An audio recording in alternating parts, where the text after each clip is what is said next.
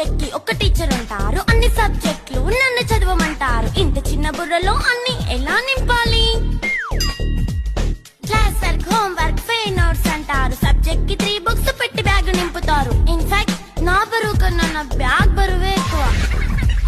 క్వశ్చన్లు, ఆన్సర్లు, సర్ప్రైజ్ టెస్టులు తమ్ము దాటుకొని మళ్ళీ స్కూల్ వ్యాన్ ఎక్కేసి అమ్మయ్య ఇక ఇంటికి వచ్చేసామనుకుంటే మార్క్స్ తక్కువ వస్తే చెయ్యాలి అసైన్మెంట్. రిపోర్ట్ కార్డ్ చూపిస్తే ఇంట్లో ఉన్న పనిష్మెంట్. హోమ్ వర్క్ చేయమంటూ మమ్మీ చంపుతుంటుంది. ట్యూషన్ టైం అయిందని డాడీ తరుముతుంటాడు. డాన్స్ క్లాస్ కి వెళ్ళమని తాతయ్య తిడతాడు. స్నాక్స్ తిని వెళ్ళమని నానమ్మ ఆపుతుంది. ఇక అన్నీ అయిపోయాక కాసేపు టీవీ చూద్దామంటే మమ్మీ ఎంట్రీ ఇచ్చింది. బెడ్ యొక్క మంది చిన్న నాప్ తీసేలోపు తెల్లారిపోయింది.